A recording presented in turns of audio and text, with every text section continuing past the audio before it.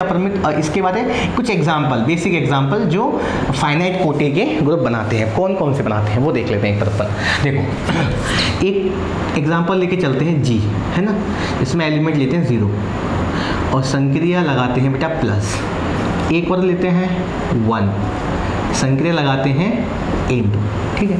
तो कुछ एग्जाम्पल मैं बता रहा हूँ जो मतलब फाइनाइट ग्रुप में आते हैं, वो कौन कौन से एग्जाम्पल हैं, ठीक है। तो पहला कौन सा हो गया, या तो ये लिख लो या ये, कोई दिक्कत नहीं है, वैसे अलग अलग है लेकिन कोटि एक के हैं। इसका ऑर्डर कितना है, इसका ऑर्डर 1 है ना। इसमें 0 एलिमेंट वो एक ऑर्डर है, इसमें 1 है वो कि अपने आप में एक ऑर्डर 1 है उसका, ठीक है।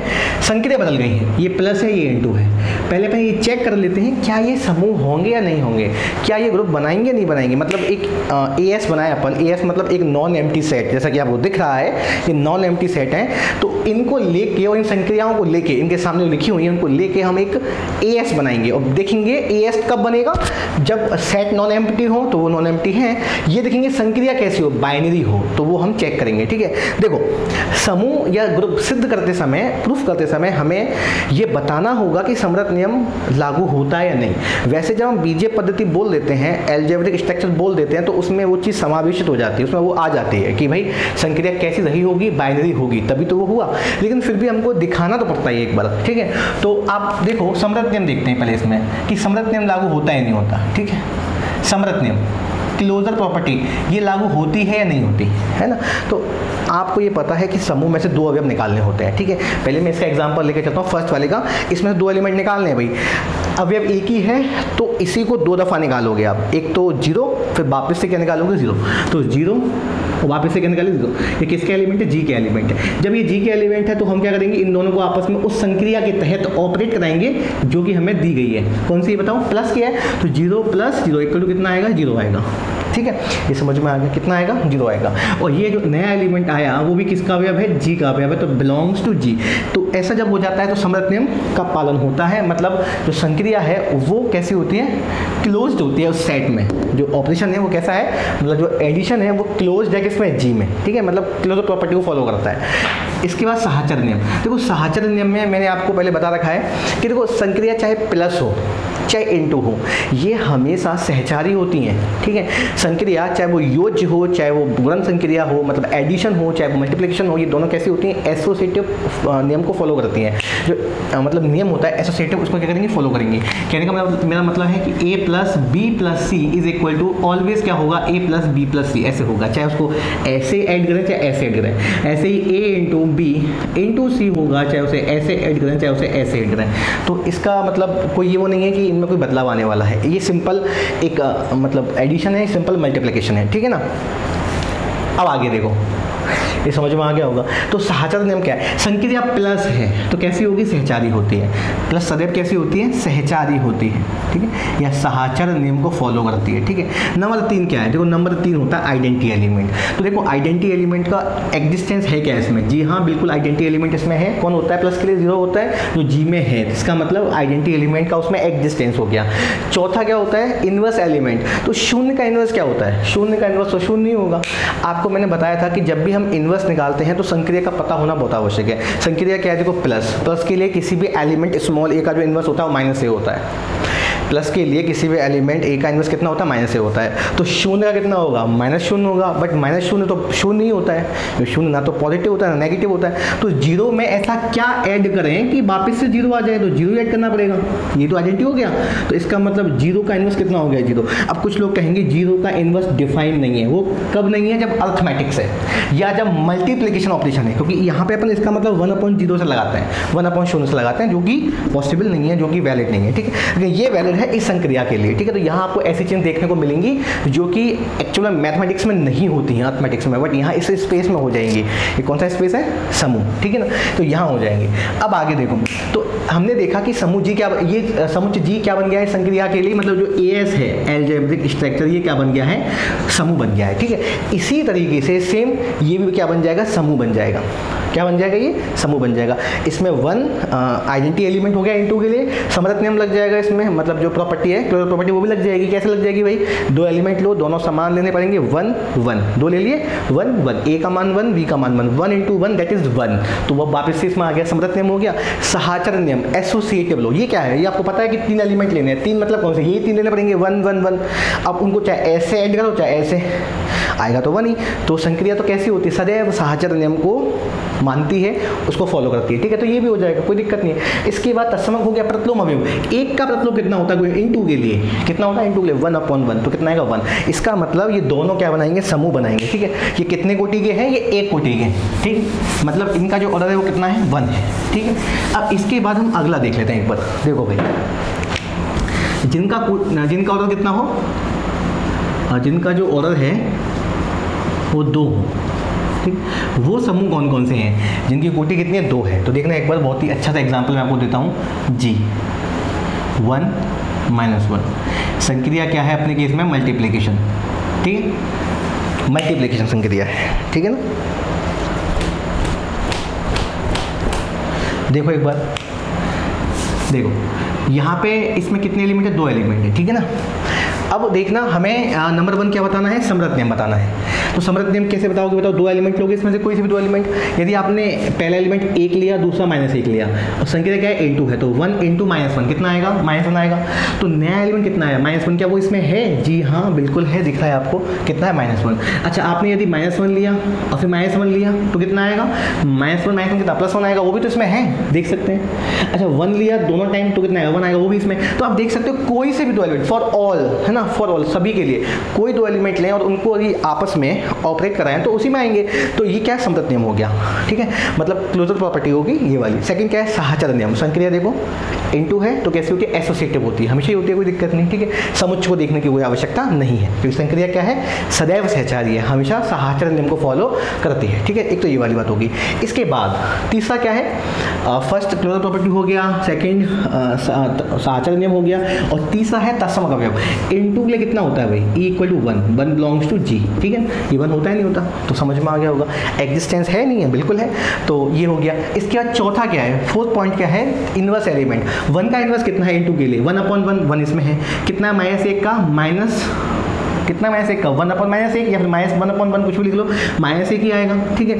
तो दोनों के इनवर्स, 1 का इनवर्स कितना है 1, और कितना है -1 का इनवर्स -1, ठीक है। तो इसमें है, तो 1 और -1 दोनों सेल्फ इनवर्स हैं, कैसे हैं, सेल्फ इनवर्स, ठीक है, दोनों अपने खुद के इनवर्स हैं, स्वयं प्रतिलोमी है, ठीक है। क्या है ये, स्वयं प्रतिलोमी, ठीक है। अब आगे देखो, ये 2 कोटि का हो गया, ठीक है। इसके बाद 3 कोटि का एग्जाम्पल, 3 कोटि का एग्जाम्पल, वो भी देख लो, वो क्या होगा 3 कोटि वाला एग्जाम्पल, जिसकी कोटि कितनी हो, 3 हो। तो याद सबको करना है ये वाला example, 1 omega square, 1 omega square. ये कौन सा एग्जाम्पल है, 3 कोटि वाला एग्जाम्पल, ठीक है, जिसकी कोटि कितनी है 3। तो समुच्चय में 3 अवयव हैं, और संक्रिया यहाँ पे कौन से, मल्टीप्लिकेशन है। देखो संक्रिया हम अपने मन से नहीं देख रहे कि प्लस लगा लो, कुछ भी लगा लो, ये बनाएंगे समूह, इसलिए वही एग्जाम्पल आपको याद रखने हैं, ठीक है। तो 3 कोटि वाले में यहाँ ओमेगा क्या है, ओमेगा 1 का घनमूल है, क्या है, 1 का घनमूल है। तो ओमेगा क्यू का मान कितना होता है, 1 होता है, ये आपने पढ़ा होगा 12th में, कितना होता है, 1 होता है। और एक और प्रॉपर्टी होती है 1 ओमेगा स्क्वायर, इसका मान कितना होता है, 0 होता है, ठीक। तो ये भी आपको पता होना चाहिए, ठीक है ना। तो 1 ओमेगा स्क्वायर, आप देख सकते हैं, आप इनमें से कोई भी एलिमेंट ले लो, 2 अवयव, उन दोनों एलिमेंट्स को आपस में आप ऑपरेट करो, तो नया एलिमेंट आएगा, उसी सेट का निकल के आएगा। कैसे, देखो आपने 1 ले लिया, वापस से A की वैल्यू 1, B की वैल्यू 1, मतलब देखो क्या है समरथ नियम, क्या है समरथ नियम, ये है समरथ नियम भाई। तो परिभाषा जब तक नहीं आएगी जब तक दिक्कत है। A की value 1 belongs to G, B की value 1 belongs to G, B की वैल्यू ये B है, ठीक है ना, which implies 1 × 1 belongs to G, that is 1 belongs to G। ये तो है ही है G में, आप देख सकते हो, इसका एलिमेंट है G का एलिमेंट। अच्छा एक तो हमने A का मान 1 ले लिया, B का मान ओमेगा ले लिया, ठीक है। तो क्या आएगा 1 × ओमेगा, कितना आएगा ओमेगा, ये भी तो G में है, कोई दिक्कत नहीं। यदि हमने ओमेगा ले लिया और ओमेगा स्क्वायर, कितना आएगा, ये दोनों G में ले लिए, ठीक, कॉमा लगा देता हूँ। तो देखो कितना आएगा, ओमेगा × ओमेगा स्क्वायर, मतलब ओमेगा क्यू आएगा, ओमेगा क्यू कितना होता है 1 होता है, तो ये भी तो G में है। कहने का मेरा मतलब है कोई से भी 2 एलिमेंट ले लो, उनको आपस में ऑपरेट कराओ, ऑपरेट करने का जो नया एलिमेंट निकल के आया वो उसी सेट में होना चाहिए। ठीक है, समझ में आ गया सबके, उसी सेट में होना चाहिए, ठीक है ना। तो ओमेगा किसमें आ गया, जी में आ गया, ठीक है। तो देखो इसको देखने के लिए, क्योंकि अभी 3 एलिमेंट है, 4 एलिमेंट में आएंगे, तो ऐसा करने में बहुत टाइम लगता है ना।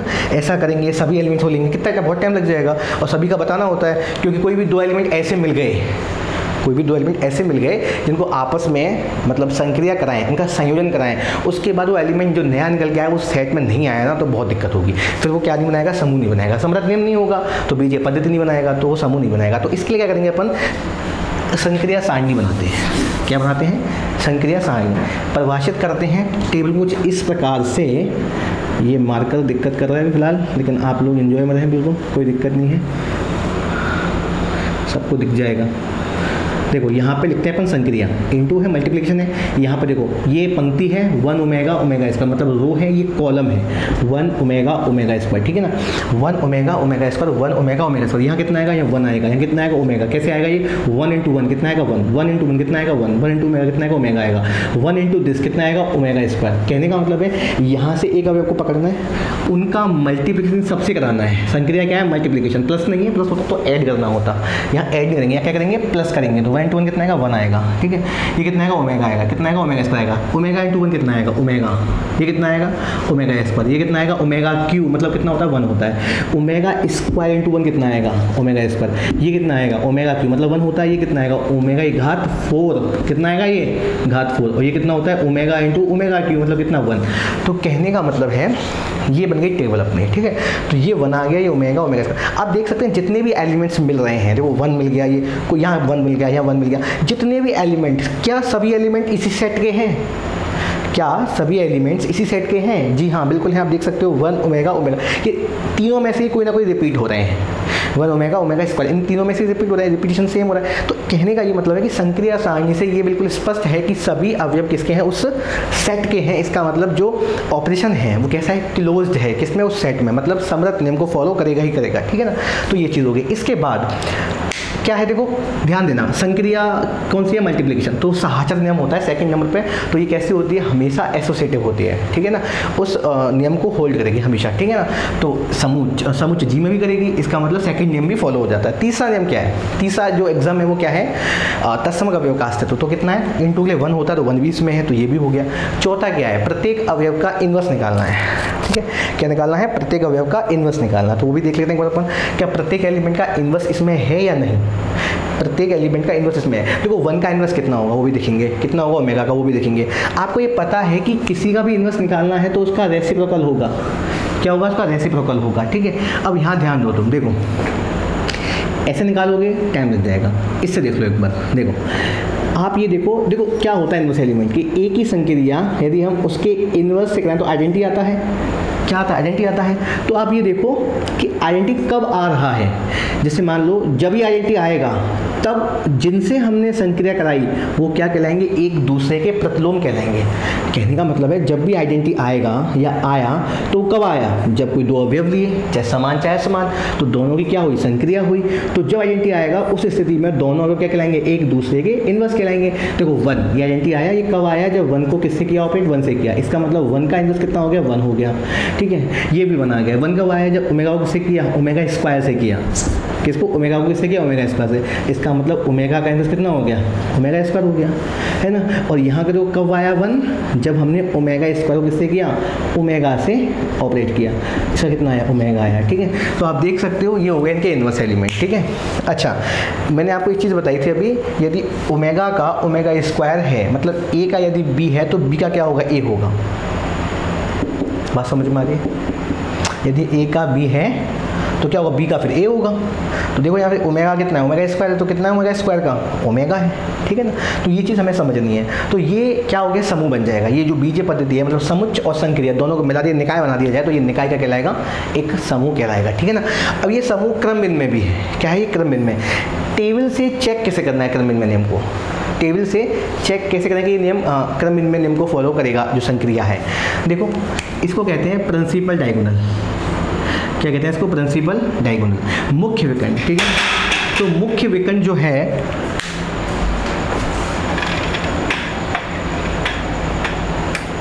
जो मुख्य विकर्ण है कौन सा है, देखो ये वाला, इसे कहते हैं मुख्य विकर्ण, ठीक है ना। तो इसके अबाउट जो अवयव हैं वो कैसे हैं, सिमेट्रिक हैं। कैसे, देखो omega omega omega omega omega square omega square omega cube, और ये क्या हो गया ओमेगा क्यू, मतलब 1 है, ये 1 है, ये 1 है, ठीक है ना। तो आप देख सकते हैं इसके सापेक्ष में, इसके अबाउट जो एलिमेंट्स हैं वो सेम है, यहाँ पे भी वही है, वहाँ पे भी यही है, ओमेगा ओमेगा ओमेगा स्क्वायर 1 1, ठीक है ना। तो जब ऐसी परिस्थिति हो जाए, जब ऐसी सिचुएशंस हो जाए, तो वो क्या कहलाता है, जो संक्रिया होती है वो क्रम विनिमय नियम को भी फॉलो करेगी।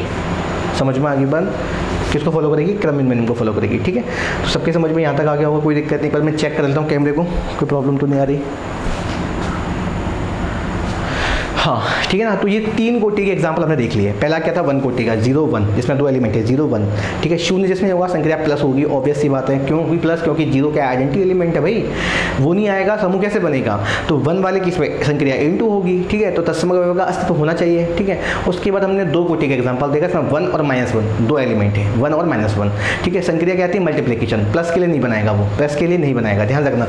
1 और -1 जब भी हम सेट लेंगे तो प्लस के लिए ये कभी भी समूह नहीं बनाएगा। क्यों नहीं बनाएगा भी, देख सकते हो आप, 1 और 1 दोनों जी के एलिमेंट हैं, तो 1 + 1 भी जी का होना चाहिए, समूह है तो ये, बट ऐसा नहीं होता 2 जी में है क्या, नहीं 2 जी में नहीं है, ठीक है ना। तो इसीलिए समूह नहीं बनाएगा। तो समूह एक अपनी खुद की परिभाषाओं से जनित एग्जाम्पल्स हैं ये, ऐसा नहीं कि अपने मन से बना लोगे एग्जाम्पल, नहीं बन सकता। फिर आपको देखना पड़ेगा, चेक करना पड़ेगा कि समूह है या नहीं है, वो सभी नियम प्रॉपर्टी फॉलो होती है तभी वो समूह बनेगा, ठीक है ना। तो 3 कोटि के लिए ये वाला एग्जाम्पल हो गया। आगे मैं बताऊंगा 4 कोटि के लिए कौन सा एग्जाम्पल है, फिर बताएंगे 5 कोटि के लिए कौन सा एग्जाम्पल है, फिर n कोटि के लिए सिंपली हम बाद में मॉड्यूलो संक्रिया की बात करेंगे।